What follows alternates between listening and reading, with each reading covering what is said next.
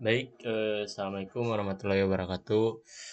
Kenalkan nama saya Kevin Muhammad, nomor NPM 232170119. Di sini saya akan menerangkan video pembelajaran itu tentang persebaran flora di dunia. Apa itu persebaran sistem bioma?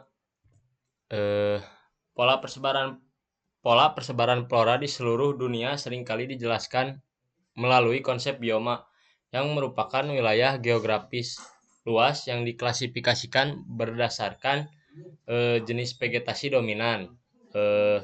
Pembentukan bioma dipengaruhi oleh 3 faktor utama. Yang pertama kondisi iklim, kondisi tanah, dan kondisi geologi.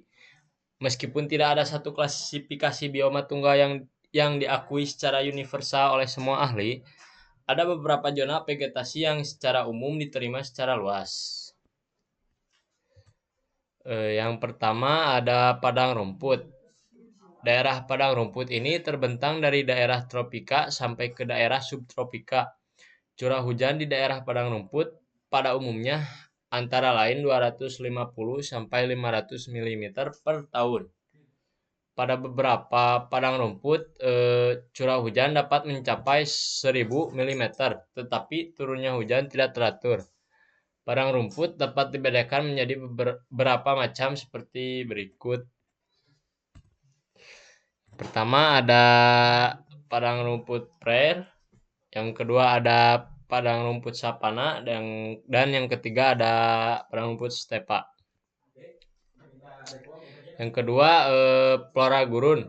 Pada umumnya tumbuhan yang hidup di gurun berdaun kecil seperti duri atau tidak berdaun. Tumbuhan tersebut berakar panjang agar dapat mengambil air dari tempat yang dalam dan dapat menyimpan air dalam jaringan spon. Menurut Kustopo 2018, daerah gurun banyak terdapat di daerah tropis dan berbatasan dengan padang rumput. Yang ketiga ada tundra. Daerah tundra hanya terdapat di belahan bumi utara dan kebanyakan terletak di daerah lingkungan kutub utara. Daerah ini memiliki musim dingin yang panjang, serta gelap, dan musim panas yang panjang, serta terang terus-menerus.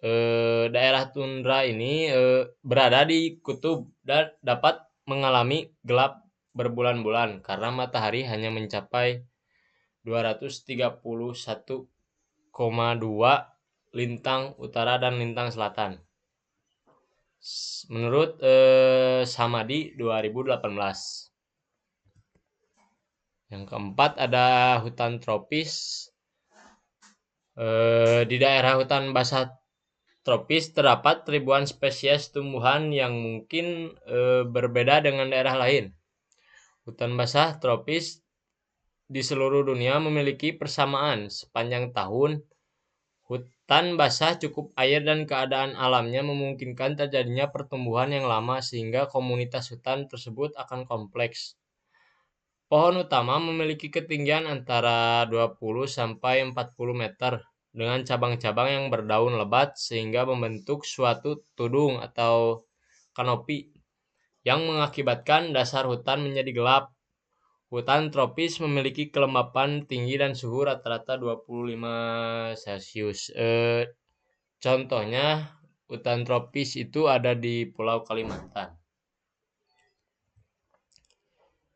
Yang kelima ada hutan gugur. Di daerah yang beriklim sedang memiliki curah hujan rendah antara 750 sampai 1000 mm per tahun. Selain terdapat banyak padang rumput, di wilayah ini juga terkadang ada gurun dengan vegetasi khas hutan gugur. Ada 4 musim yang berlangsung di wilayah ini, yaitu musim semi, musim panas, musim gugur, dan musim dingin. Kita bisa ambil contohnya di negara Jepang. Yang keenam ada taiga. Taiga merupakan hutan pohon pinus yang daunnya berbentuk seperti jarum menurut SID 2021.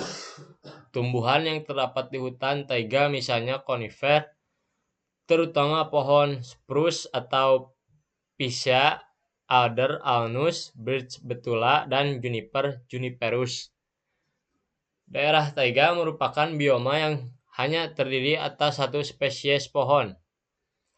Taiga banyak terdapat di belahan bumi bagian utara atau tepatnya berada di Siberia Utara dan Kanada Tengah, dengan masa pertemuan pada musim panas berlangsung antara 3-6 bulan. Selanjutnya mungkin cukup sekian kesimpulannya. Iklim, tanah, dan relief mengaruhi bagaimana flora tersebar di seluruh dunia. Di daerah Khatulistiwa ada hutan hujan tropis, di daerah kering sabana dan padang rumput. Di daerah sedang gurun dengan tanaman xerophyte, hutan gugur. Di daerah sedang taiga, dan di kutub tundra. Oleh karena itu, pola persebaran flora menunjukkan bagaimana tumbuhan menyesuaikan diri dengan lingkungan geografisnya. Baik, mungkin cukup sekian presentasi dari saya. Assalamualaikum warahmatullahi wabarakatuh.